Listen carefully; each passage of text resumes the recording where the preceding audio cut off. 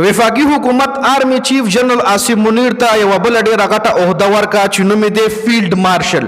اوس فیلډ مارشل عہده څه عہده ده دا تر اوسه پورې څومره پاکستانیانو ته میلاو شوې ده چې تاسو اورئ حیران بشئ.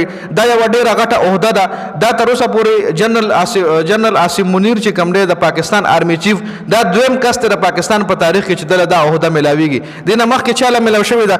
مکمل تفصیل درته سره کومه. دې نه علاوه د انډیا خلاف چې په جنګ کې څومره هم مطلب کلاړیانو مطلب مې دا څومره هم چې د پاک آرمی ځوانان دي چا ښه پرفارمنس کړی دی ټولو ته رینکس ټولو ته مطلب اعزازي عہدې میلاو شوي دي. په هغې باندې تفصیلا خبره کوو. خو آرمی چیف ته یوه ډېره غټه عہده میلاو شوې ده فیلډ مارشل. په دې تفصیلا خبره کوو ځکه دې حوالې سره ډېر خلک وایي چې دا دله د ټول عمر دپاره میلاو شوه فیلډ مارشل. دا خو بالکل دله تا حیات میلاو شوه دا فیلډ مارشل عہده. خو ډېر خلک وایي چې دی به اوس ټول عمر تا حیات دی چې تر څو ژوندی وي دی به د پاکستان آرمی چیف وي. نو دې کې هېڅ قسم صداقت نشته دی. آرمی چیف په بدلیږي خو صرف دا عہده فیلډ مارشل عہده چې کومه ده دا دله د ټول عمر دپاره میلاو شوه. جي په دې باندې تفصیلا خبره کوو. خو هغې نه مخکې که چېرې تاسو په خپل کورونو کې یا ستاسو رشته دار یا ستاسو ملګری سولر سیسټم انسټالیشن کوي نو تاسو له په سکرین باندې زموږ دا کارت ښکاري. په دې باندې تاسو اړیکه نیولی شئ او تاسو لا به د KPK بیسټ ریټس په سولر سیسټم کې انسټالیشن کې میلاویږي. جي راځو ډیټیل طرف لا. وفاقي حکومت جنرل عاصم منیر ته فیلډ مارشل عہده ورکړې ده. اوس فیلډ مارشل څه شی دی په هغې تفصیلا خبره کوو. وزیر اعظم کابینه اجلاس کړی دی چې په هغې کې دا اهم فیصله کړې ده چې د انډیا خلاف اپریشن بنیان المرصوص کې چا ښه پرفارمنس کړی دی نو هغوی ته به اعزازي عہدې میلاویږي چې هغې کې جنرل عاصم منیر ته د فیلډ مارشل عہده ورکړل شوه. د پاکستان ایئر چیف ته هم ښه کارکردګۍ په وجه باندې د ملازمت جاري ساتلو اعلان کړی دی.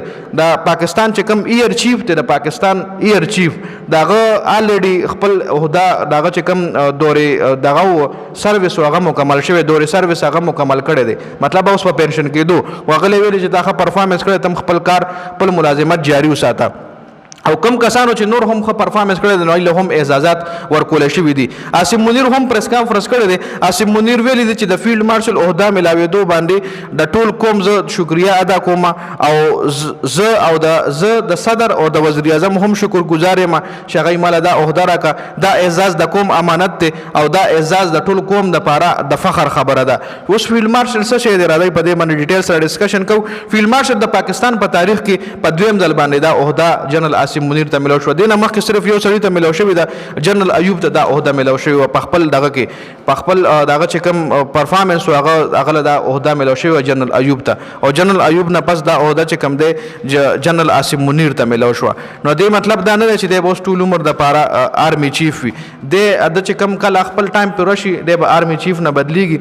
خو فیلډ مارشل چې چا ته میلاو شي نو هغه ته په اوږه باندې 5 سټارز ولګي لکه 15 سټار هغه له په اوږه ولګي او د هغه مدت ملازمت او اختیارات کې زیات فرق نه راځي. لکه نو سره مدت ملازمت دغه کېږي نو ولا زیات اختیارات ورکړل کېږي خو دا ورته یو ایکسټرا اعزاز میلاویږي. نو په دې وجه باندې ډېر خلک په دې کې په کنفیوژن ښکار دي چې دی به اوس ټول عمر دپاره آرمی چیف نو ټول عمر دپاره نه صرف دا عہده دله ټول عمر میلاو شوې ده د ده نوم سره به صرف دا لیکلی کېږي چې دا فیلډ مارشل هم نور د ده چې کله ټایم پوره شي دی به مطلب ریټایر کېږي.